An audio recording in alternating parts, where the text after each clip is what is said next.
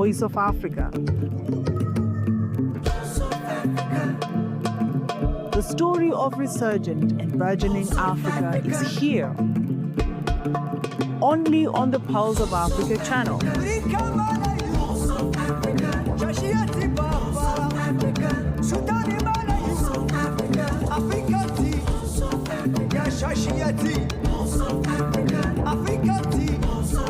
Pulse of Africa, the face and voice of Africa.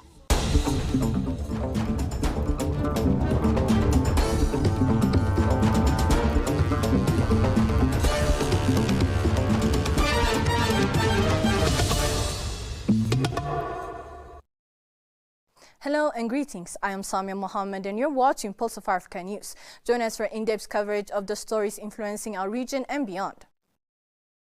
An Egyptian official recent hardline rhetoric on Nile water rights reflects an outdated colonial-era mindset failing to align with modern realities of national interest, according to a prominent Ethiopian government official. Pulse of Africa reporter Tinsaye Gabayos sits down with Bikila Horisa, a prominent political figure and a governance expert in Ethiopia, to discuss rising tensions after Egypt's Foreign Affairs Minister Badr Abdulati's recent BBC comments on the 13-year Grand Ethiopian Renaissance Dam negotiations. Bikila currently serves as the minister coordinator of the Center for Democratic System Building at the Office of the Ethiopian Prime Minister, and he is also a head of public and international relations of Prosperity Party. In the interview, Abdulati accused Ethiopia of using the negotiation to advance unilateral policies. We have tried negotiations for more than 13 years. Unfortunately, there has been neither seriousness nor good faith on the Ethiopian side, which used the negotiation to impose unilateral policies, he claimed. Bikila Horisa countered that the Egyptian official remarks reflected an outdated approach rooted in insistence on historical claims and monopoly over the Nile waters. He argued that this rhetoric misrepresents Egypt's own interests and risks escalating tension with neighboring countries, undermining efforts for an amicable resolution. The mentality of claiming a monopoly over Nile water is misguided, said Bikila, noting that it serves neither the interests of Egyptians nor those of the border region. I think the Egyptians official, in terms of, uttering these very hard words, simply indicates the failure to understand the current reality in the world in terms of how national interests are promoted. So I strongly believe that they are unable to properly articulate their own interests and also promoting their own interests, because the colonial era narratives are no more working, and that's over, and it will never come back. So the mentality of monopoly over Nile waters is a wrong narrative, which I believe is against the national interest of the Egyptians themselves. The political figure also blamed Egypt for implementing all the non-peaceful strategies in terms of promoting its interests regarding the Nile waters. That includes recruiting, training, arming, and deploying very weak and fragmented agents to destabilize Ethiopia, in addition to combative stance against Ethiopia, Bikila stated. According to the Bikila, this conduct goes beyond hard-edged rhetoric and includes recruiting, training, arming, and deploying weak and fragmented proxy groups in attempts to destabilize Ethiopia. Addis Ababa has repeatedly stated that such action further inflame tension and undermine regional stability. As the major contributor to the Nile's waters, Ethiopia is also intensifying its push to secure access to a seaport. Meanwhile, critics observe that Egypt appears to be attempting to block Ethiopia's rights, echoing its previous efforts to restrict the country's use of the Abai/Nile waters. Ethiopia plays a very positive role in terms of contributing water resources to the neighboring countries. Mm-hmm. There are a lot of rivers that cross Ethiopia's border and flow into the neighboring countries. So our neighboring countries have been using the water resources in Ethiopia for their economic and social development. There are a lot of neighboring countries that have effectively utilized the water resources from Ethiopia for agriculture, for irrigation, and for other social development and infrastructure development purposes. While contributing significantly to the water resources in East Africa, Ethiopia has been, pushed away from international water resources, including the access to the sea. Asked about Ethiopia's bid for a Red Sea outlet, Bigela described it as legitimate, principle-based demand and one aimed at reclamation, and Ethiopia seeks to pursue diplomatic and peaceful avenues toward achieving its goals. He expressed confidence that the international community will understand Ethiopia's legitimate request, saying, "I strongly believe they will gradually recognize Ethiopia's humble and rightful demand for access to the sea." Already inaugurated and operational, the Grand Ethiopian Renaissance Dam serves as one of flagship projects built in Africa, promoting energy independence and regional connectivity, powering homes and industries. Great Ethiopian Renaissance Dam is a transformative infrastructure project. So it's beyond electricity. It's beyond electricity in the sense that we can use the GERD project and the impacts and outcomes of GERD for integrating the African states in general and the East African countries in particular. I strongly believe that the GERD can be used as an instrument for economic interdependence among African countries because GERD is beyond electricity. It is about infrastructure. It is about trade relationships, business integration. It's about infrastructure interconnectivity. That's why we can use the GERD and the benefits of the GERD for strengthening political and diplomatic cooperation among African states. Bigela highlighted the dam's potential to unify East Africa and the broader continent. Prime Minister Abiy Ahmed has consistently emphasized Ethiopia's stance that the issue should be resolved through negotiation and dialogue.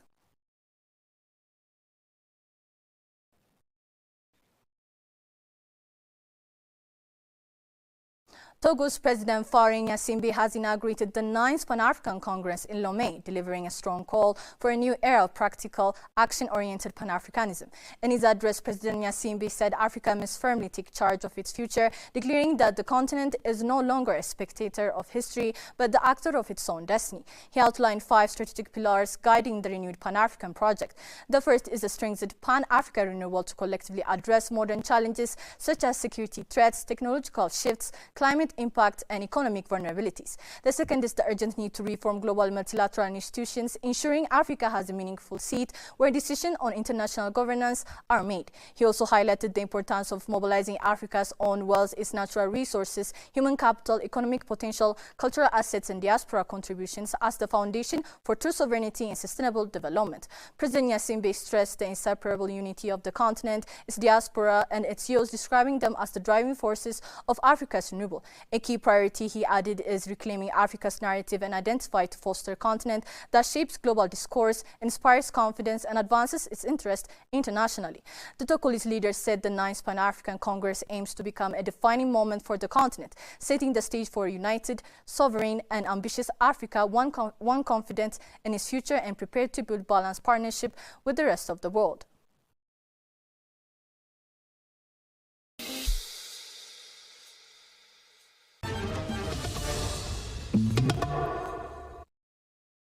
Algeria has strengthened its space and satellite ambitions after Algeria Telecom Satellite and the Algerian Space Agency signed 2 cooperation agreements with China, GiSpace, during African Telecommunications Day in Algiers. The ceremony was attended by Minister of Post and Telecommunications Sid Ali Zerouki and China's Ambassador Dong Guangli.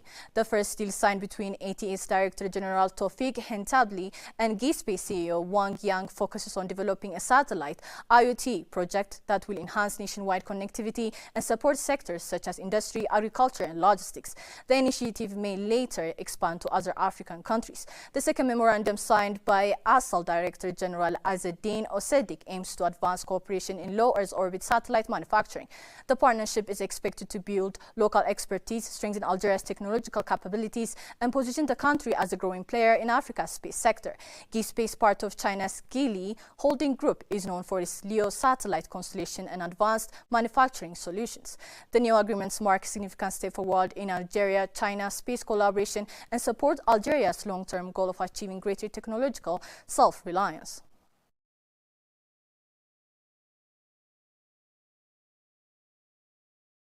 Namibia has officially launched the framework for implementing 100% subsidized tertiary education, fulfilling a policy promise to widen access and advance social equity.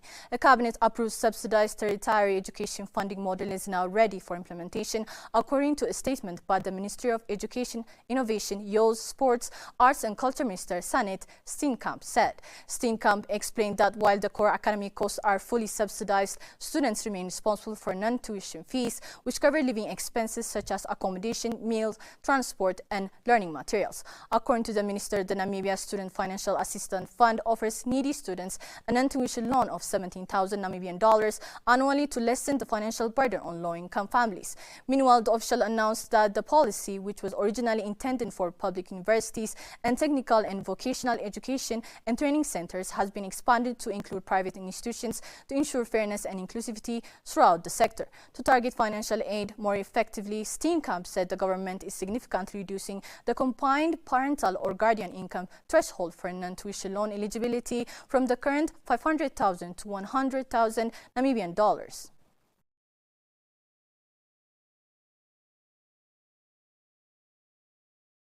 Ethiopia has unveiled its national digital payment strategy alongside a new instant payment system during the second Ethiopian Digital Payment Conference in Addis Ababa. The initiative sets a 5-year roadmap to boost interoperability, trust, and innovation across the country's financial landscape.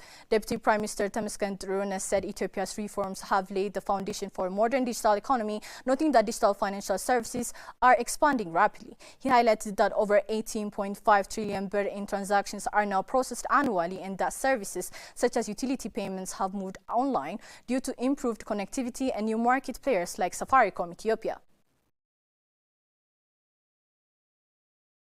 Our digital finance ecosystem processes more than 18.5 trillion birr in transactions each year. Fuel payments, utility services, and many essential services now move entirely on digital rails. Sector liberalization brought Safaricom Ethiopia into the market and strengthened Ethio Telecom, expanding access to faster and more reliable internet. This growth in connectivity has reinforced the digital backbone of our economy. Ethiopia has already built the foundation for a digital future. Now we must move from access to action, from action to impact, and from impact to shared prosperity. Let us work together to build a future where every Ethiopian can participate fully in the digital economy, a future where innovation thrives, where businesses grow, where public services become more efficient, and where technology becomes a bridge to opportunity for all. Temesgen also underscores the growing role of the National Digital ID, FIDA, and government platforms like eGov and MESOP, which now provide hundreds of online services. National Bank of Ethiopia Governor Eyob Tekkal emphasized the country's rapid shift toward digital payments, calling Ethiopia a rising market with strong digital potential. He said the new strategy will enhance security, expand financial inclusion, strengthen cross-border payment systems, and support the creation of national data exchange. Ethiopia, like many emerging economies, is embracing its digital transformation with great potential. The rapid evolution of technology, increasing demand for financial services, and ongoing investments in digital infrastructure are fueling innovation across our payment ecosystem. These dynamics empower us to quickly scale new solutions and inspire consumers and businesses to confidently embrace digital services. Ethiopia is laying the foundation for a modern digital public infrastructure, integrating payments, national ID platforms. This strategy will serve as a roadmap for further innovation and inclusivity in our financial systems. AFCFTA Secretary General Wamkeli Mini also addressed the conference, praising Ethiopia's progress toward an inclusive and interoperable digital payments ecosystem. He said Ethiopia's efforts are boosting national competitiveness and contributing to Africa's border economic integration under the African Continental Free Trade Area. Today, the launch of the National Digital Payments Strategy, as well as EthioPay, in my view, will accelerate the ability of Ethiopia to take advantage of this market of 1.4 billion people with a combined GDP of 3.4 trillion US dollars. Governor, I was very inspired by your vision because it aligns with the AFCFTA and what the heads of states of the African Union, the Assembly of Heads of States and Government of the African Union directed us to do. Many added that the newly launched National Digital Payment Strategy and Instant Payment System are vital tools for seamless cross-border trade, expanding opportunities for MSMEs and advancing Africa's digital future.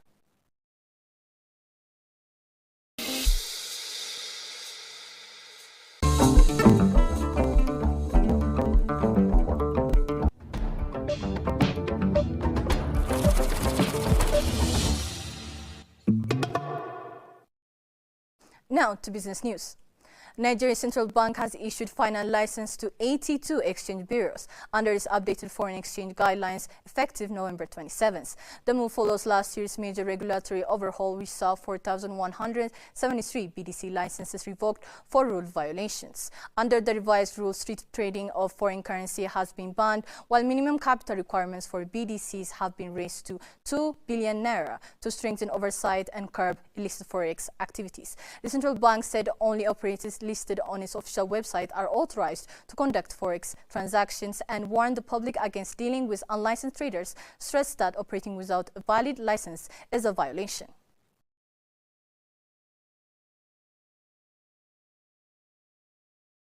Cameroon has set a goal to increase crude palm oil output by 20,500 tons in 2026, seeking to ease its long-standing dependence on imported supplies and strengthen national food security. The move is a part of broader government strategy to modernize the agricultural sector amid persistent production shortfall exceeding 500,000 tons annually. The effort is backed by over $91 million in new investment, including financing from Stanford Chartered Bank London for a palm oil processing plant and a rubber facility under the Cameroon Development Corporation. Officials say the upgrades will improve processing capacity, enhance efficiency across the value chain, and generate new jobs. Despite a strong start to 2025 when production tripled in the first quarter to 77,600 tons, domestic output still falls for short of demand. Meeting the 2026 target will require expanding plantations, improving yields for smallholder farmers, and strengthening logistics to ensure steady supply. If successful, Cameroon could significantly reduce its import dependency, stimulate agro-processing, and improve its competitive standing against major producers such as Indonesia and Malaysia.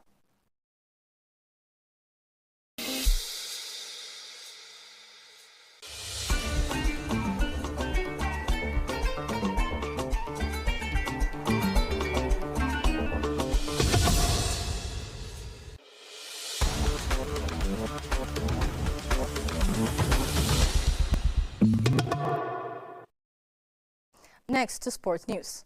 Bafana will face Ghana next week in their final match in South Africa ahead of their departure to this month's Africa Cup Nations in Morocco. Coach Hugo Broos Chargers will host the West Africans in Gauteng on Tuesday, 16th December 2025, at a venue that will be announced in the coming days. The team will then depart for Morocco on the following day ahead of their participation in the AFCON tournament to be held in Morocco from 21st December 2025 to January 2026.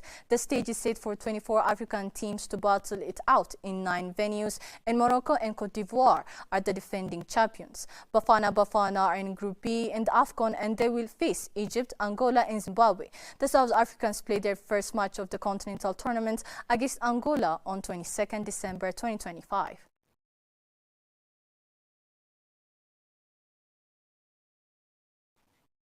Let's review the latest forecast and see what weather conditions are anticipated throughout the region.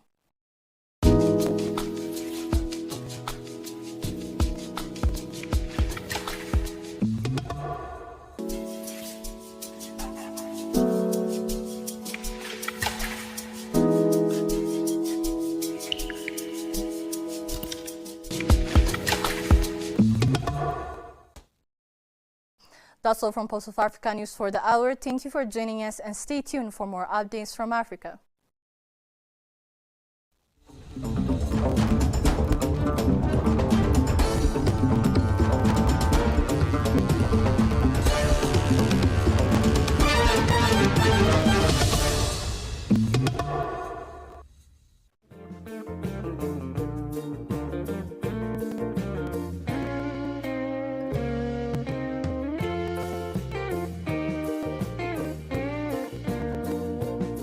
Hello viewers, welcome to our special feature on the Africa We Want program, where we highlight the powerful voices shaping our continent's future. In this program, we bring you insights from the esteemed IGAD Media Award winners who share their perspectives on the vital role of media in combating climate change across the IGAD region. Join us as we explore how storytelling, journalism, and media engagement are essential tools in raising awareness, driving action, and fostering resilience in the face of climate challenges in East Africa and beyond.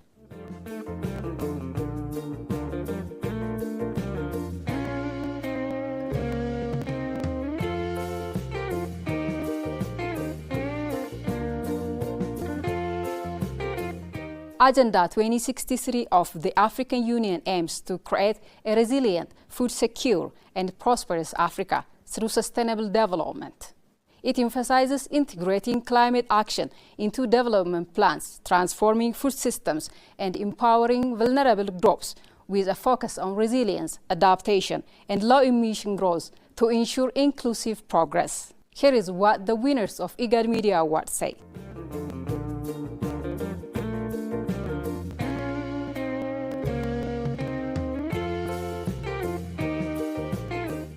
The media plays such a big role because when it comes to climate change, it takes all of us. We all need to be on board.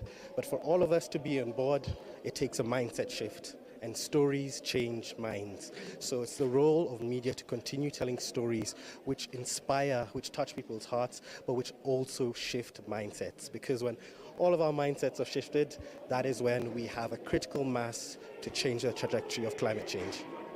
Climate change is also a food system story and a food security story, whether it's drought, whether it's rain which causes flooding in certain areas, whether it's the decline in fisheries like you've seen in my story. Climate change is a food system story, and the more we're able to see that and approach it in that way, the more our solutions will not only restore nature, but also replenish our bellies. The science of the climate change is very important, but there is still a gap between scientists and media content creator. So I think it's like we should make more efforts to make them work together so that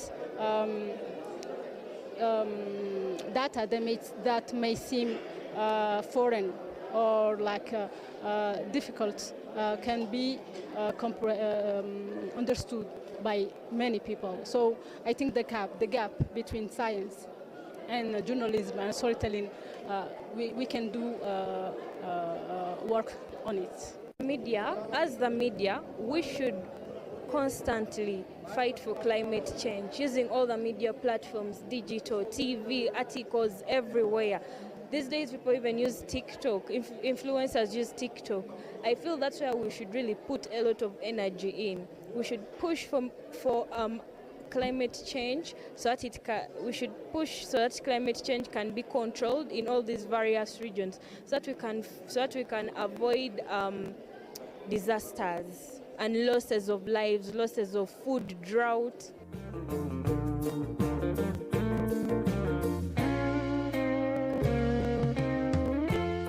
The media in Africa plays a vital role in climate change and food security by informing, advocating, and holding stakeholders accountable. To effectively support resilience, it must focus not only negative impacts, but also on solutions and empowering vulnerable communities.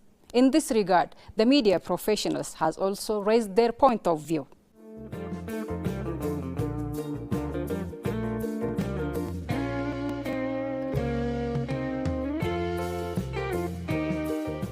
media is for us to become better storytellers. When it comes to climate change and any other thing that is affecting our environment, is the more stories we tell, the better, so that the people around us can actually see that we are contributing in terms of amplifying the voices and amplifying the work that is being done to better our place and make our place more greener. Most important thing that, and I'm glad that actually IGAD had noticed that climate change now is affecting all our life. It is not something that only scientists or people who are interested in ecology or environment who are interested in that. It's affecting all our life, especially here in this part of Africa, in this part of the world. And I think the media has a great role to play, that to awareness of this issue in Africa, and also help the farmers, the pastoralists, how to deal with that, encourage communities also on how to sustain their life in difficult times when there is drought or desertification or tension. And all that can be done through media. And I think we need to train our journalists about this climate change so that they can transfer the knowledge to the public. Media is to tell the truth. The role of media is not to be intimidated by people, either by the government or whoever wants to tell the story. If you are a journalist and that is the story that you want to do, it's your idea, go and pursue it to your level best.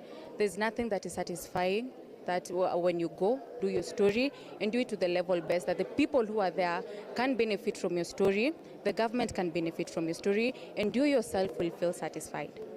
At least to see, journalism is not just about breaking news, press briefing. It is about solution. You need to get a solution to a problem that is pressing the community. It is not just about waiting for politics or reporting what is a daily event, but you need to go to the ground, look at what is pressing the community, and you try to suggest the solution. I think that is the trend that we are going at the moment. Yesterday I was so happy when I went to Pulse of Africa. I realized that they're trying to change the narrative of how things in Africa works. So that is the trend that we should all move on. As journalists, as media houses, we should not allow our stories to be told by other people. At least we should get solution. We don't need to rely on other forces coming from out, but it is upon us.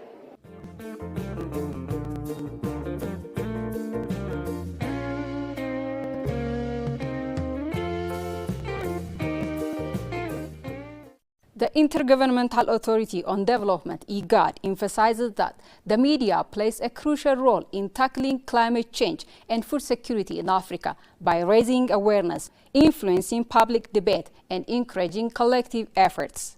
IGAD considers the media as a vital collaborator in fostering a secure, resilient, and stable region.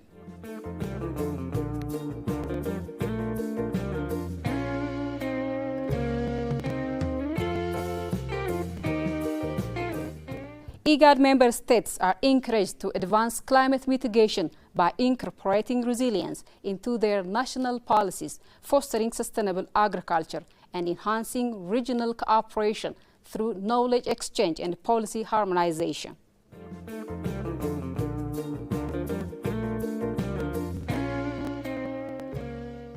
Actions on the ground. We already have so many brilliant solutions happening at the local scale. Let's see how we can continue to elevate them, engage with them, but also invest in them to scale them further up. The climate impact on food security is right now most places are in drought. It's really hot. In Uganda right now it's hot. In northern Uganda, crops have died, they've dried up, and imagine we are nearing December.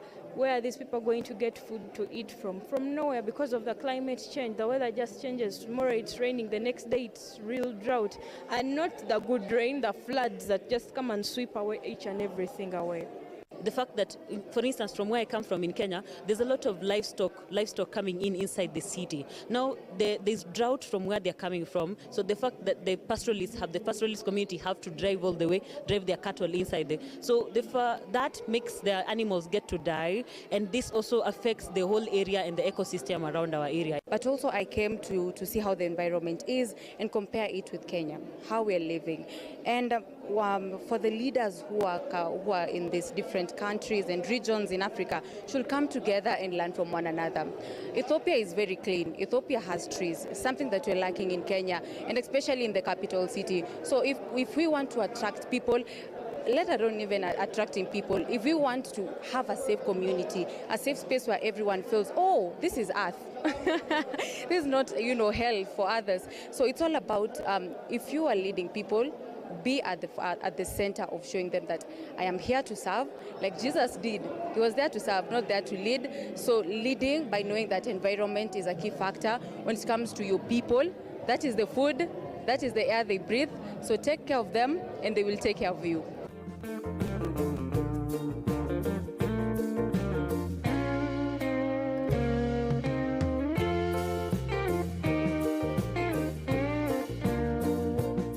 Ultimately, to translate the plan into effective action for combating climate change and ending food shortage in Africa, the media must consistently fulfill their role by engaging communities and reshaping narratives.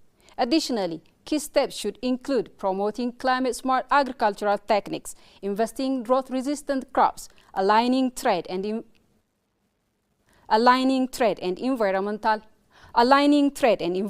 policies, and creating coordinated infrastructure for transportation, energy, and communication systems.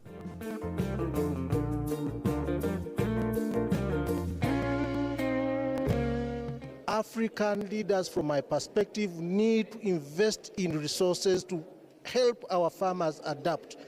As they call on the Western countries to drum support to this, we also need to commit resources to help our farmers. Farmers don't have extension services. Farmers are using dangerous pesticides that are actually destroying their livelihoods because there's no fertilizer. There is technology. Technology is there. There's science in the region, very good science, but it is remaining on the shelves because African leaders are not pulling those innovations that are in research laboratories, that are in universities, to the ground where the farmer, any person needs them. We need to change the narrative by first addressing our house. I think the communication is key. There is a lot of projects and efforts that Africans and young Africans with innovative solutions and projects are doing. I think leaders, their role is to support them financially, and so that, because the solution is from Africa, so the role is to motivate, to support, and to make light on those solutions that are made in Africa. I feel climate leaders should put all their energy in pushing for climate change. Yes, as leaders, they also have other responsibilities, but they should also first think about climate change, because climate change comes with a lot of things. Climate change can affect children's education, it can affect food, it can affect people's well-being. Yeah, so I think Africa leaders should put all their energy in fighting climate change and controlling it. Leaders need to stop doing more of talk, because that's what I've seen, but then do more of action. So you guys, it's more of actions. So I feel African leaders need to do action first and then talk later, after we have seen the results.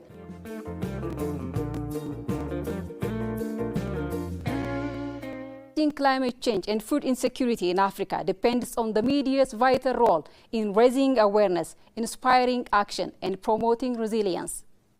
Key strategies include implementing climate-smart solutions, sustainable agriculture, and regional cooperation, all essential for building a resilient and prosperous Africa. Through collaborative efforts and informed engagement, Africa can adapt to climate challenges and achieve lasting sustainability and food security. Viewers, that concludes today's program. We appreciate you tuning in. Join us next time for a new edition. Until then, goodbye.